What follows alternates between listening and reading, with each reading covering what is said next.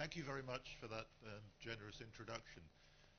It's impressive for a university to mount an event like this. I congratulate you on the scale of it. It's more and more common for universities to have some kind of internal teaching conference, but not on this scale with this international dimension. So well done for that. Around the world at the moment, governments are pressurizing universities with accountability requirements to do with learning outcomes. In Europe, the Bologna Agreement has made virtually every university rewrite every single curriculum, changing it from traditional models of describing what they're about to specifying things in terms of learning outcomes. And that the Bologna Agreement is being adopted in South America and elsewhere around the world. And other countries have similar initiatives to try and focus attention on student learning outcomes. And the focus of all this work is on measurement, of universities somehow trying to demonstrate to governments and to taxpayers that there are real consequences of university education. My talk this morning isn't about assessment as measurement at all. It's about assessment as the most powerful lever that teachers and universities have to support student learning. I'm much more interested in tolerable or just adequate assessment of very good learning outcomes than I am of very good measurement of impoverished learning that's a direct consequence of the assessment systems that have been designed to meet accountability requirements. Pause for applause, if you like. Okay. A little about myself. At the beginning of my career, I was only a pragmatist. I'm still a pragmatist, but I don't think I'm only a pragmatist anymore. And I wrote books for teachers that had ideas about how to assess, books with tips in, if you like, methods that it looked as though it was quite likely that they might work, though frankly I never had any proof that they did. I gradually got more and more experience working with teachers, programs, institutions as a consultant, and eventually as a consultant in terms of institutional strategies, including strategies about assessment. And I got a greater feel for the way the thing was organised on a large scale and the environments within which teachers had to design their assessment systems. So there are rules and conventions and cultures that framed the way they did things. And most recently, while I was at Oxford, I was able to pursue a series of research studies that looked at what some of the consequences are of these strategies and framework that surround assessment. I have to get used to the device. I've worked in 3 very different institutions that have helped give me a perspective on different assessment environments. I've worked at the Open University twice. They're a distance learning institution with 200,000 students. They're a kind of education factory, and they have a huge system surrounding what goes on. And if you're responsible for a course at the Open University, the system will tell you that you've got 8 assignments, not 5 or 9, 8 assignments, and they have very detailed tutor feedback on every single one of them, and there's an elaborate quality assurance system that trains people to give good feedback, checks on the quality of feedback, intervenes straight away if tutors don't give thorough and detailed feedback, and so on. The timing is all controlled, and something like 30% of the entire income of the university is allocated to this assignment and feedback system, and that's what drives it as a pedagogic system. It's regular assignments with detailed feedback. People tend to think of the Open University as about learning materials, but from the student's point of view, it's about assignments and feedback. I worked at Oxford Brookes University twice, once when it was Oxford Polytechnic. They have an assessment system that's driven by coursework, and the coursework carries most of the marks. So something like 90% of all marks at Oxford Brookes come from coursework, not from examinations.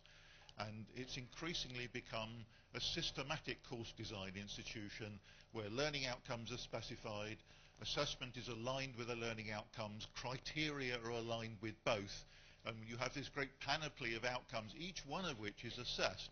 And so it's led to a great deal of assessment, a great deal of marking, of measurement of outcomes. It does exactly what the Bologna Agreement tells universities it should do, and they've been doing it for years. And then I moved to Oxford that does none of those things. It doesn't have any learning outcomes. It has almost no criteria other than things like an upper second degree is slightly better than the lower second but not quite as good as the first. It's just about what the criteria consist of. And it does almost all its measurement through examinations that happen at the end of 3 years. And it completely separates out all the stuff that's to do with learning and all the stuff that's to do with measurement. It does the opposite of Oxford Brookes. It's quite interesting to conceive of the sheer range of assessment systems that exist, all under the same national quality assurance arrangements, which makes you wonder about how much leverage there is in quality assurance arrangements if they can produce such different systems. I get the hang of it soon. Okay, I'm going to focus in on the phenomena I'm interested in you thinking about this morning by giving you some quotes from various studies of assessment. So this is the student's voice and the student's experience of assessment.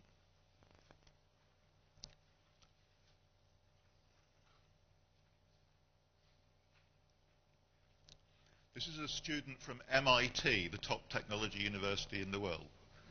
And it's in a book called The Hidden Curriculum, and it's about students trying to work out not what the documentation says about what you're supposed to do, but what you actually have to do if you want to get a good grade with the least possible effort. So it describes a parallel universe that students have to relate to that's nothing to do with the formal universe, that they have to learn to negotiate. It's a very powerful book.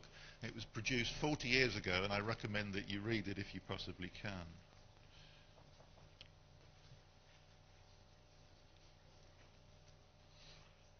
You don't take the whole course.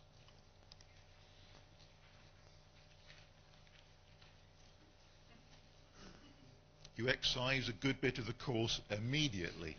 Now this is a parallel qualitative study at the University of Edinburgh, another very research-intensive university, interestingly at much the same time. And the researchers here distinguished 3 types of students, and they called them Q-seeking, Q-conscious, and Q-deaf. And the Qs are cues about what really counted in the assessment system. So the Q-conscious student, the lecturer would say, now this is really important, and the student would go, aha, and they'd underline it in red in their notes and put a note in the margin. And the Q-seeking student would take the lecturer down the pub and buy them beer and hope they'd let slip what was going to come up in the examination. And the Q-deaf student, no matter how often you told them, it just went straight over their heads. And they were able to categorize students by interviewing them about their approach to the assessment system, and it turns out that's all they needed to know to predict their degree results, the extent to which they were cued into the system. Not how hard they worked, not what their school grades were. They just needed to know how well they could play the game that MIT had described. I still haven't learned which way round this. Oh, no, that was right. Okay.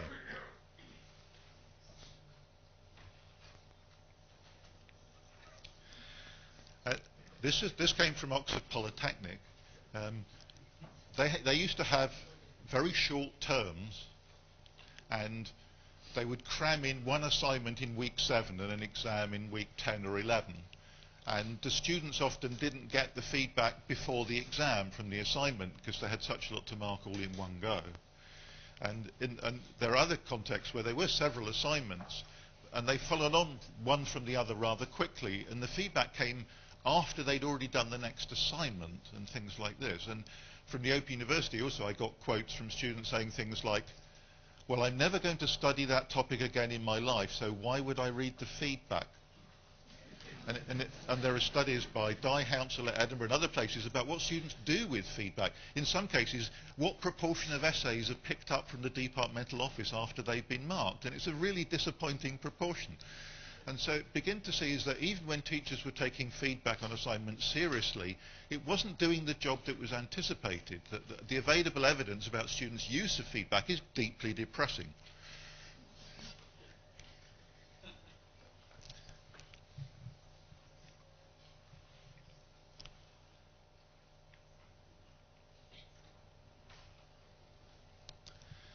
This is what Americans call faking good. And this is from an engineering course at the University of Coventry, and it's student describing the game they play, trying to get marks by presenting their work in a particular way. But this student's able to distinguish between what would have resulted in more learning and what would have resulted in more marks. And they're different things. What would have resulted in more learning is including all the blind alleys they went down and all the mistakes they made and getting comments from the tutor back on those and why some strategies are better than others. Whereas what gets the mark is pretending that you got there once, the first time correctly, and focusing on the answer rather than the process. And these students were perfectly aware of the difference between learning and getting marks in the process. I can remember as an undergraduate in my psychology essays citing more references than I had read. I'm sure students at Singapore wouldn't do this, but I did.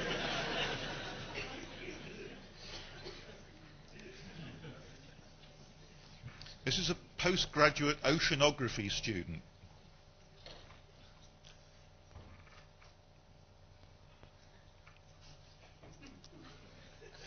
I still don't understand the subject, so it defeated the object in a way. I like the in a way bit here. This is perceiving that what gets marks in examination is mindless regurgitation of information that you don't understand. And that trying to understand the stuff actually got in the way of getting marks. So you could make a choice. You could get marks or you could understand it. And so this is a student perceiving that, no, it may have been a misperception, except that it seems to have had certain consequences here, perceiving that the demands are not those that produce good learning. So what is rewarded is the wrong stuff.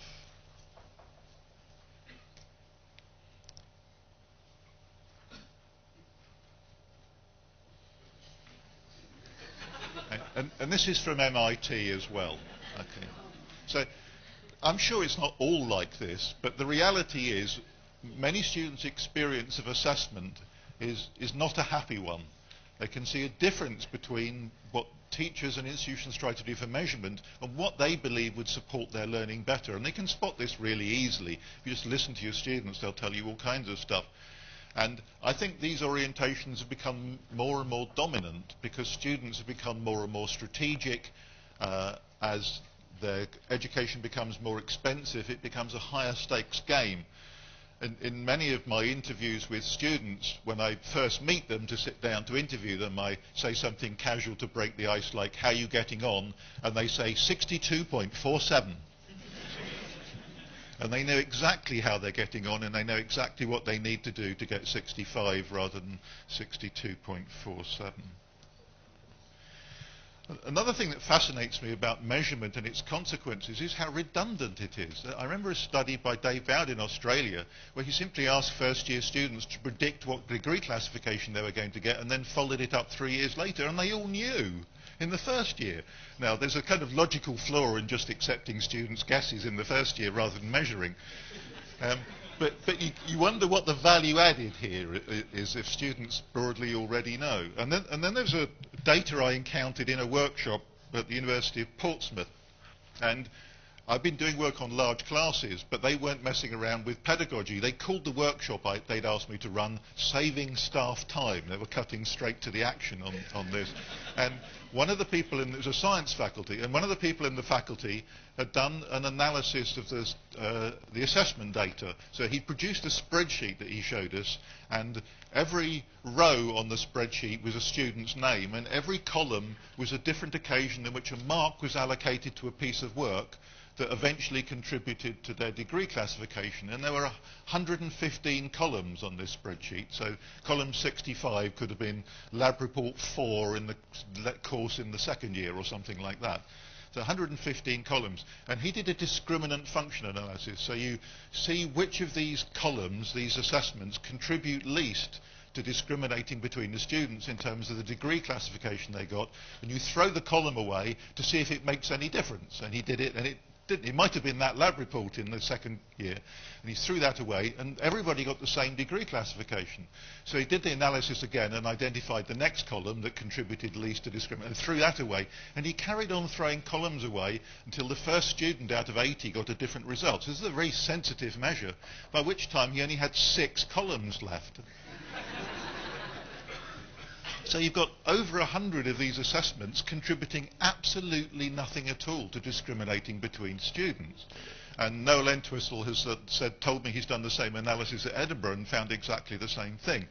So you wonder, why are we doing all this? Well, not only is it having all these negative consequences for students, but it's redundant. Okay, I'm going to now move from a focus on the students to a focus on courses and the way assessment works within courses. I'm going to use some little cases to illustrate some phenomena, and then try and unpack the phenomena and see if we can get at the underlying principles. So the logic of this bit of the talk is examples, principles, and then we'll see what happens if you take the principles seriously. The first case here, the case of the engineer, comes from the University of Strathclyde.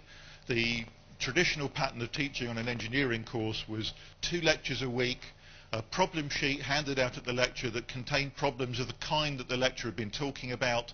The students are meant to go away over the next week and tackle the problems. They come back the next week to a problem class, relatively small group, where they talk with the teacher about the problems.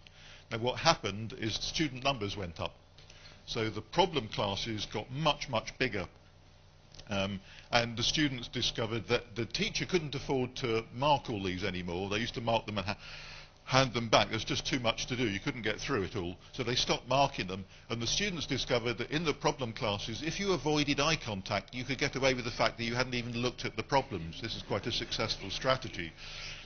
And the consequence of this is that the exam mark, which was pretty mediocre to start off with, went down to 45%, the average, and the pass mark was 40, so you're beginning to get a lot of failures.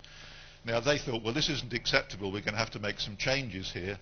They looked to Australia, where the class sizes had gone up a little bit earlier, to see what kind of ideas they came up with, and they invented something based on an Australian model, and it looked like this. They said to the students, if you look at the whole range of problems we give you over the course, there's about 60 of them, and you're going to have to do 50 of them. You're going to have to show us evidence that you've had a go at 50 problems, and this is a course requirement. If you can't fulfill that, you're not allowed to sit the exam. All the marks are going to come from the exam. We're going to check whether you've done these problems or not in sessions that happen in a tiered lecture theatre just like this. And the students would come in with their pile of problems, put it on the table at the front. An administrator would quickly shuffle them into piles and distribute them randomly around the room. The students would sit down, and next to them would be the kind of marking scheme that a postgraduate student would need if they were helping out with the marking, and a pile of other students' problems, and they would mark these problems using the problem sheet. They wouldn't do it the way a teacher would do it, would say, well done, Brian, this is a really good attempt at this problem. They would say, Brian, you moron, you don't do it like this. Because they knew Brian, and they knew Brian was a moron. And this was visceral feedback. And some of it was wrong, so they'd say it was right when it wasn't, or they'd say it was wrong and it was correct. And they scrawled things all over the work, and they got through the pile, came down the front, and administrators shuffled it back into student piles. You collect your pile that had been marked by other students around the room, and left the room and looked at the feedback. The lecture stayed the same, the problems were the same, the exams were the same, and the average mark went up to 85% in the exam. And the question is, what is going on? And in fact, I'm going to leave you just for a moment. You might want to talk to the person next to you. Why did it work? I'm not interested in the fact that it worked. I'm interested in why that it worked. What pedagogic work is going on here that makes this so successful? Just a minute or two on your own or with the person next to you. Why did it work? Okay, that's just enough to get your mental juices working. These were engineers, so they presented the results and said it worked. So they never wrote up why it worked, they just presented the data. So we'll never know why it worked. So mine are guesses as well as yours here. But here's my guesses. The first thing is that they did the problems. There's one of the American 7 principles of good practice on undergraduate education is called time on task. And the principle is, if you don't spend time on it, you won't learn it. And that the primary responsibility of teachers in organising a course is to make sure that students spend enough time on the right things. It's not giving good lectures. That hardly makes any difference at all. What matters is students spend enough time on the right things, and the main leverage you have to get students to spend enough time on the right things is to design your assessment system properly. That's where the leverage lies. The next thing is an interesting phenomena that works very differently in different discipline areas. If you're an architect, do we have an architect in the house? Oh, brilliant. My guess is that your students present their work on the walls in public, that they design things, and then students and teachers gather round. It's usually called a crit, and they talk about the designs, and then the teacher will come back and put a mark on it. Students' work is public. The consequence of your work being public is that students take great pride in it. Music students will work 25 hours a day for the week before the public performance they give. Making the consequence of your student learning public completely change the quality of student attention to that work. And things like peer assessment go some way towards making your learning public, and students pay attention to it differently. It's a very interesting social phenomenon. Timely and influential feedback. This is another one of the American 7 principles of good practice. Firstly, feedback has to be quick or it's a waste of time. Quick and dirty feedback appears to have much more impact than slow and perfect feedback. And this is a really important thing, because teachers think that their job is to produce perfect feedback. It isn't. It's to get it back fast enough so that it makes a difference. And it has to be influential. And I'm guessing that in this case, other students writing stuff got your attention. And you had to look at it and say, is this feedback right? Are they really right about that? And think about it. That student paid more attention to second-class feedback from other students than they would have done to first-class feedback from teachers. But the crucial thing here is that it's timely. And then there's a whole area of influences that are to do with learning by assessing. You notice the mistakes other people make. You develop judgment by practicing making judgment. And once you've done that, you can start supervising yourself. You can notice things in your own work. It's the same happens with academics and peer review. You get feedback on the first journal article you submit, and that makes you pay attention to your next journal article much more carefully. And there's a process. And being a peer reviewer, you notice things by making judgments which you think, actually, I don't even do that in my own articles, and those kind of processes. It's the business of peer review changes the way you look at your own work, and it brings different awarenesses into that. I'm going to elaborate on a couple of other examples. I'm not trying to sell you these as tactics. I don't mind whether you use them or not. I'm going to go on and look at what are the principles underneath them. But first some more examples, because when I started looking into this area, I read across a whole series of journals, accountancy education, assessment evaluation in higher education, looking at write-ups of case studies where people had changed assessment and there was some reasonably convincing evidence that it worked, and I was trying to understand why. I was looking for the principles, and I looked at hundreds and hundreds of these things across different subject areas. The psychologist one I really love. These were psychology lecturers writing feedback on lab reports, psychology lab reports, and they would write, "You have not labelled the axes of your graphs." And then next week they'd look at a student report and they'd say, "You still have not labelled the axes of your graphs." And they spent their life writing exactly the same feedback on hundreds of students' work, week after week, year after year. And a group of these psychologists were in a pub crying into their beer, telling each other jokes about the things they wrote on feedback and how pointless it all was. And they had a really bright idea, and they brainstormed, wrote it down on the back of beer mats. They brainstormed the most common things they wrote on lab reports, and they produced an A4 sheet with about 80 of these written in 6-point times with a little tick box next to it. And so instead of writing, "You have not labelled the axes of the graphs," they could just tick a box next to the statement. And they thought, this will avoid repetitive strain injury. And then they had a much brighter idea, and they gave this sheet to the students and said, when you submit your lab reports, clip this to the front and tick all the things you've done wrong.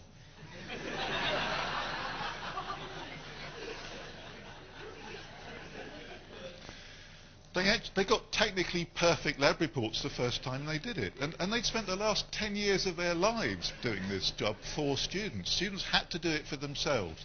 They immediately had to change the criteria to more advanced things about sophistication of experimental design in order to spread the marks out again, because everybody was getting the basics right. And you think, well, this is a very interesting phenomenon here. You know, what proportion of all our marking is doing stuff that students could perfectly easily do for themselves or for each other, and to much greater impact? The accountant one is a different kind. This is one I definitely wouldn't recommend you doing unless you've got a good lawyer.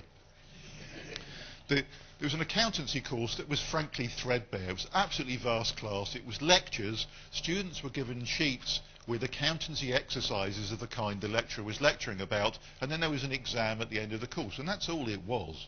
So this is a pretty threadbare course. But student performance was terrible. Lots of students failed the exam. Lots of students failed the resit and were thrown out of the accountancy degree program as a consequence, because this was a required course. The lecturer spotted a method used in a medical program in London and got permission of the dean to do this. And the very first lecture of the course, he said, if you look at your course guide, you will see that you have been allocated to a learning team of 4. And everybody looked, and there was their name and 3 others. This has been done randomly. There is no appeal. That is your group of 4. You will take this course in whatever way you feel right. You will sit the exam on your own, but then you will get the average mark of your team of 4.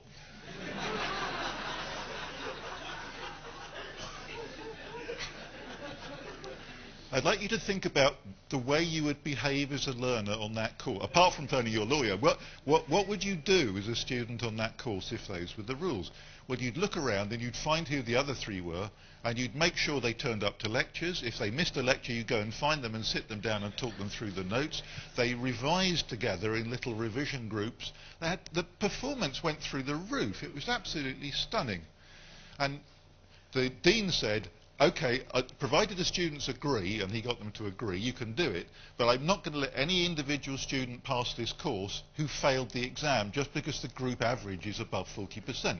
So some of the students had to take a resit, but the resit still counted towards the group average, so the other 3 tutored them through the resit. And they got no failures. For the first time in the entire history of the accountancy department, they got 100% of students through the course. And it was free. Now, this is pretty stunning. Performance increases of that kind at no cost are relatively unusual, but this is quite a small change in a course. So my message here is one of, it's to do with scale of changes. You can make quite small tweaks to existing assessment systems, and student learning behaviour is absolutely transformed. It doesn't always happen, but these are really nice examples here. Okay. Reading across a whole load of these, I pulled out what I've called conditions under which assessment supports student learning.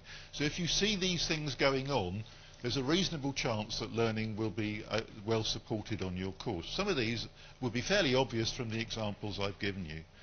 So first, you've got to capture sufficient student time and distribute it fairly evenly across the things that matter.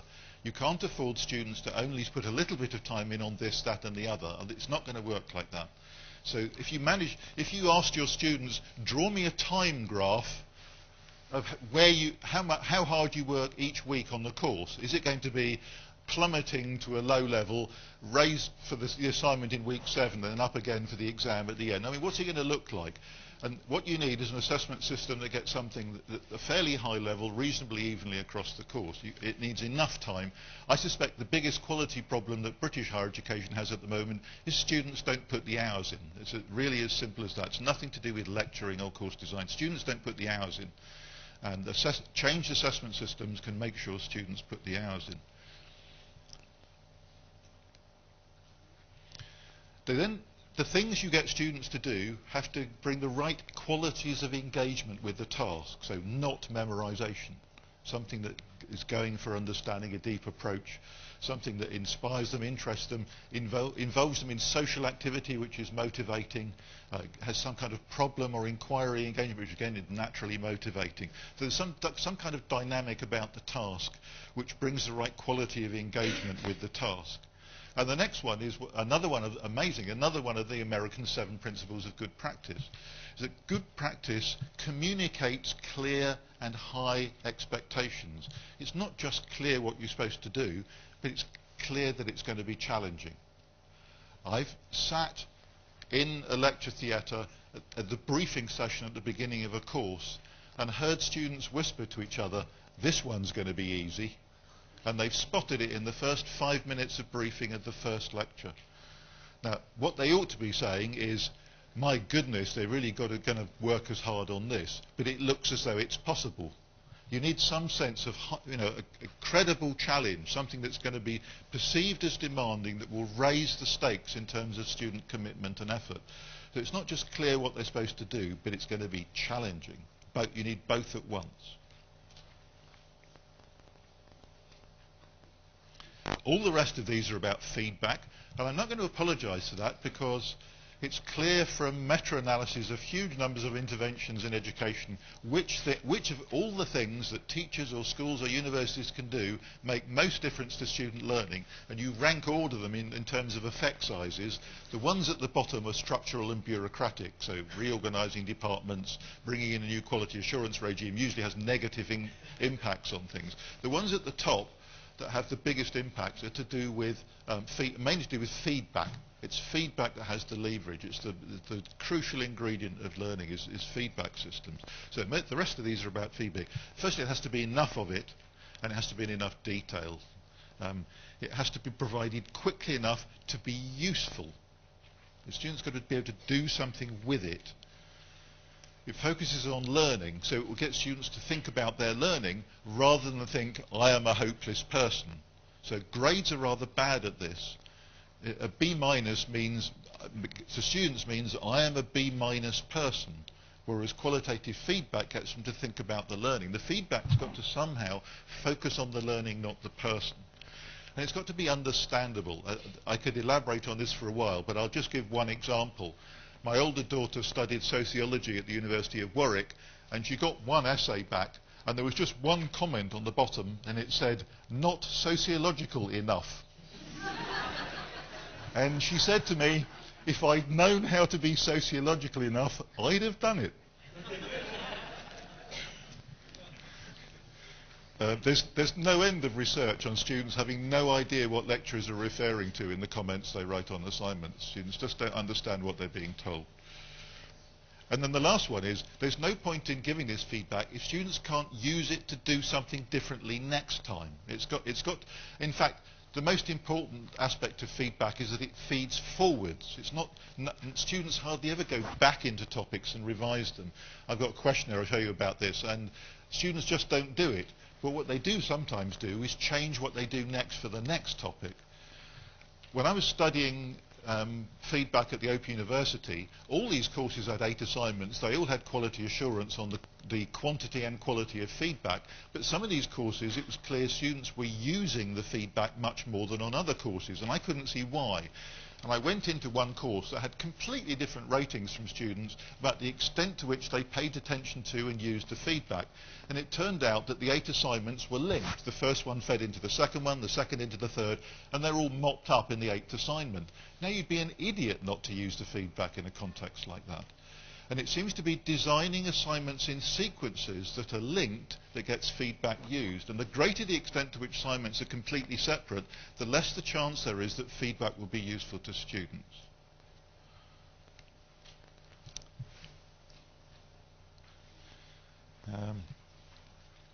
Just a couple of quickies to illustrate some of these in action, because sometimes for some people it's the examples rather than principles that carry the message. In bioscience at Liverpool, they've given up getting students to write individual lab reports in some courses and give feedback, and instead they get groups to put their data together and produce a conference poster which goes up on the wall, and at the beginning of the next lab session everybody walks around, looks at the posters and writes graffiti on each other's posters. And it works much better. Students they work better in the lab because they've got to pool their data in a sensible way. They talk with other students about what's going on, so they make sense of it. They feel pride in their poster, so they do a very good job of presenting it. And then there's a peer review and critique process, and it's free. Law. They had resources to mark one essay in a law course, and it was clear that students only paid deep level attention to one topic on the course as a consequence and ignored the other 7 because they only did one essay. So they said, right, new system, 6 essays, and it's a requirement to produce 6, so you can't sit the exam. The first 3, as soon as you submit it, we're going to post you electronically a model answer. You don't get the model answer till you submitted your essay. There's no other feedback. but you have to submit an essay. And we've got some software to check if it's plagiarized, by the way. The second three, they said, one of these three we're going to mark, but we're not going to tell you which one it is, so you're going to have to take all three seriously. Now, this sampling issue is a very clever one. What we normally do in examinations is sample the curriculum. You can't ask examination questions about every single topic, and it's considered culturally acceptable to only ask exam questions about a small proportion of the course. But you can do it the other way round. You can get students to do absolutely everything and then only sample it for marking. It's exactly the same strategy, but it's much more successful about capturing and distributing student time and effort. So the crucial thing for institutional policy here is that you're allowed to use course requirements. You're not allowed to do this unless that. Here, you can't sit the exam unless you've submitted 6 essays. And then you use sampling to reduce the marking load. Cunning, eh? Okay. I developed a questionnaire to measure the consequence of assessment environments for various aspects of what's going on. It proved to be surprisingly difficult. My colleague Keith Trigwell helped a lot with this, and the last 4 scales on this questionnaire actually come from the course experience questionnaire. But the first 4 are to do with the conditions that you've seen above there. And eventually we get measured, so we get scores on scales of students saying, this is how I respond to the assessment environment. So the quantity and distribution effort, there are statements like, on this course you have to study virtually everything if you want to do well. Okay, so that kind of captures that kind of issue. I then used this questionnaire across large numbers of courses at different universities to try and understand what was going on. And the differences between whole universities were larger than differences between courses. So there seemed to be institutional cultures about the way the assessment was operating. So I only study things that are going to be covered in the assignments. 4 times as many people agree with that in one university as another. I mean, that's a big difference. And this is across different courses.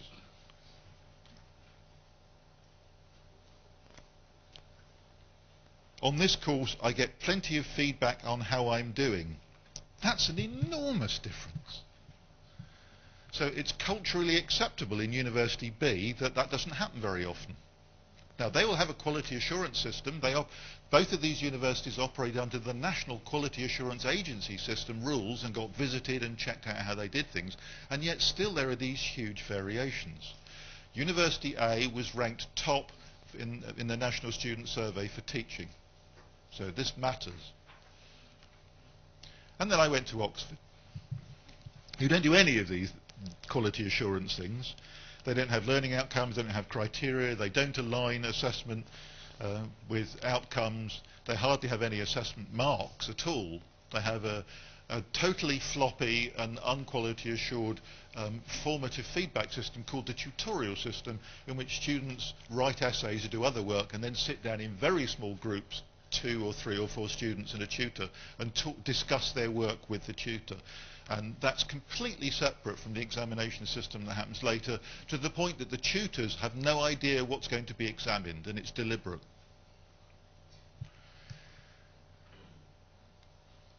Despite that, Oxford came out as top on the National Student Survey. It's ranked first for teaching by the Times and the Guardian newspapers. It's got the best course experience questionnaire scores of any university in the world.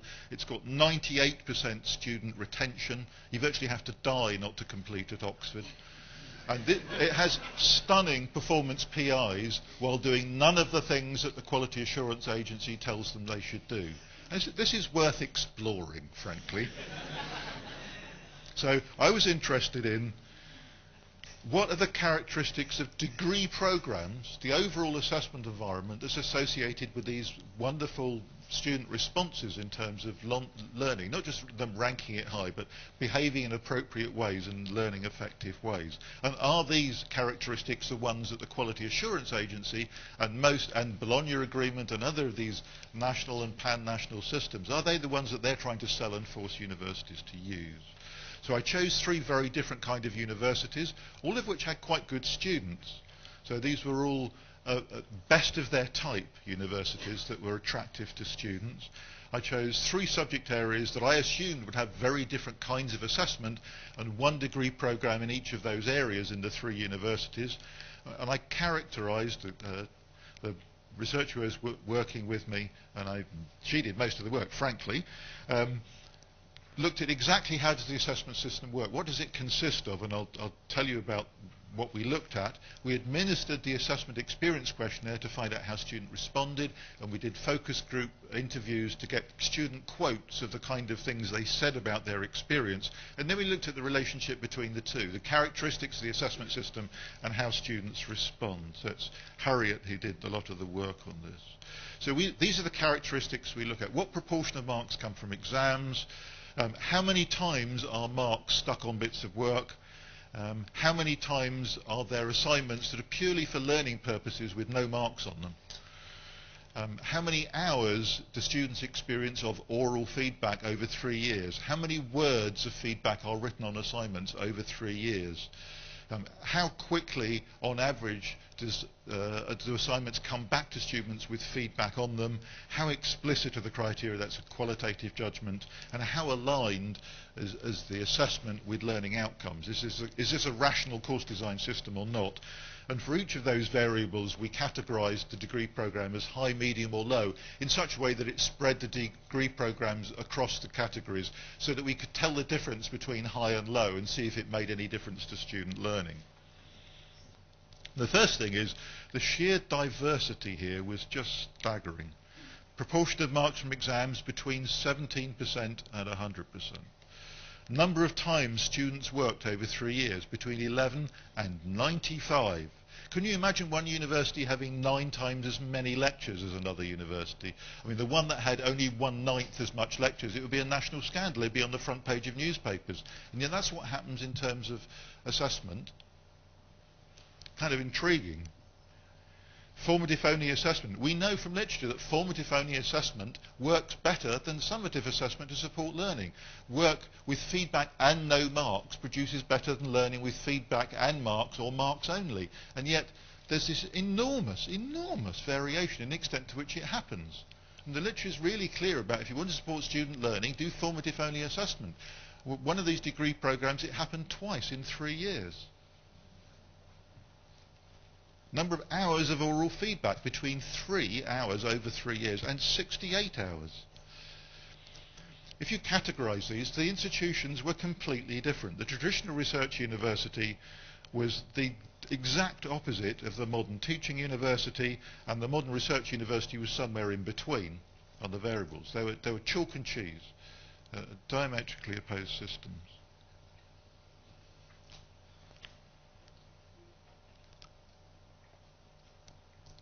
If you plot the number of times that there's formative only assessment, work with no marks, and the number of times there's stuff with marks on a graph, so the vertical axis on this, the vertical axis is how many times the students asked to do work where there wasn't a mark on it, it was purely for learning purposes, and the bottom axis is how many times were things marked.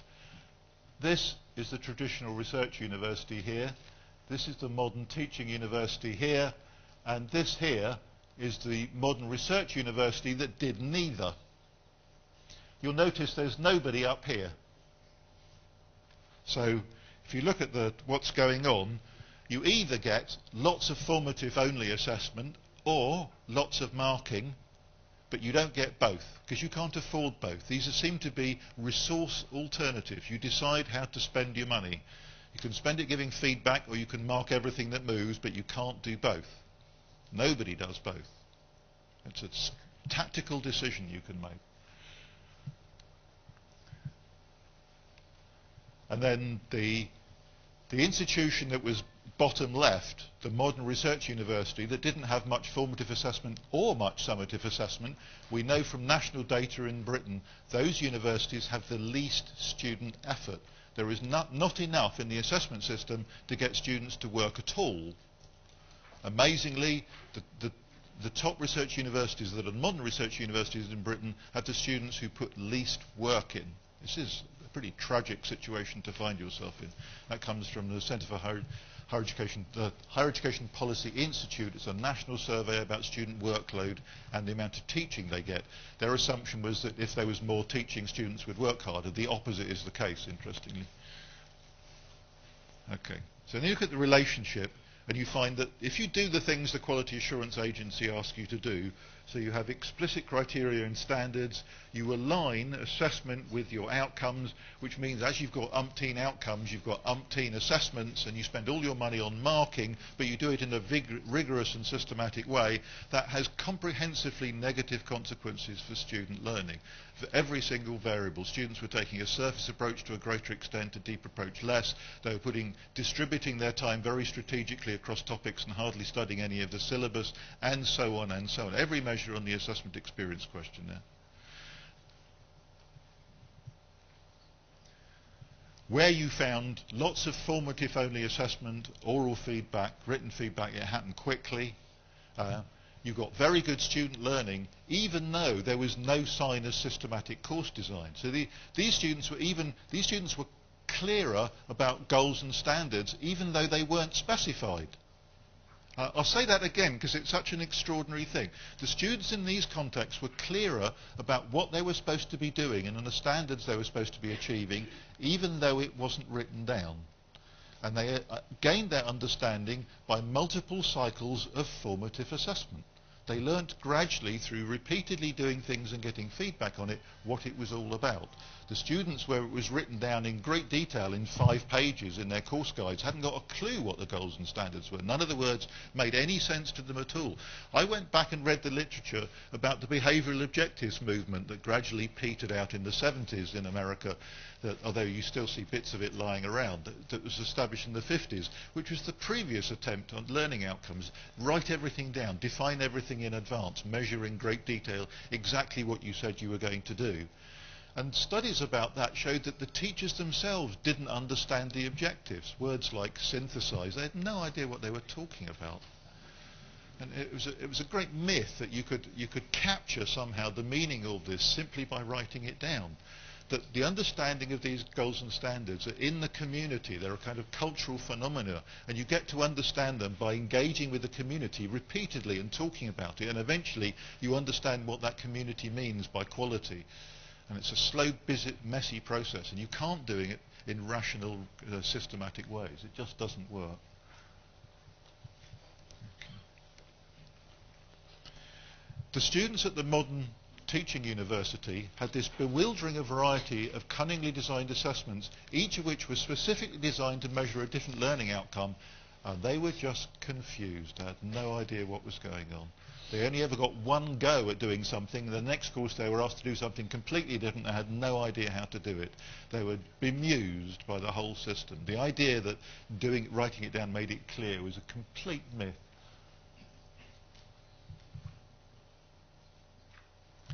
It's clearly teachers where everything had marks on were constrained by examination regulations that get the marks right and to assure that there wouldn't be any student appeals and get them checked and all those kind of things. And it just slowed everything up. So the work got back to students much slower when there's just feedback and there's no marks and you don't have to worry about all that examination business. You can just hand it back straight away. And it was the handing it back straight away that did the job. So the worrying about reliability of marks was greatly impinging on the effectiveness of all the huge resources that were put into feedback.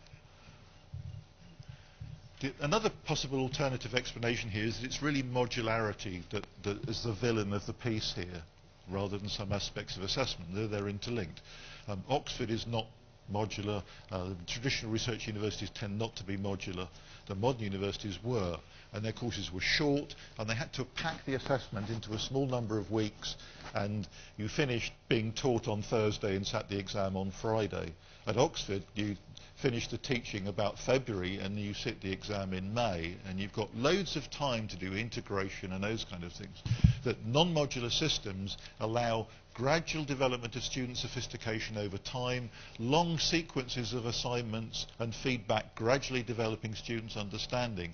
And the modular system prevented any of that accumulation and development. It was all one stop, that's finished with, next thing stop, that's finished with. And the assessment system had to be packed into these tight boxes.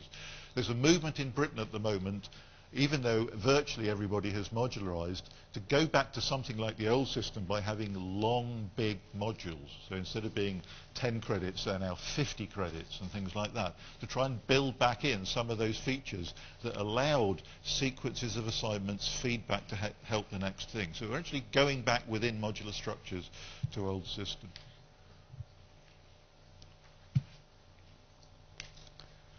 I think some of the preoccupations of teachers and universities are misplaced. I think it's assessment they should be paying attention to. There's more leverage there than anywhere else. You get a bigger bang for your buck by investing time and effort in changing assessment than you do anywhere else. I think some of the changes are both easy and incredibly economical. In fact, by and large, my message would be try and get students to do for themselves and for each other what teachers had previously done for them, and it will be cheaper and it will work better. I think it's clear that many universities are imposing quality assurance guidelines and regulations that virtually guarantee that student learning is damaged. And I'll leave you with that thought. Thank you very much.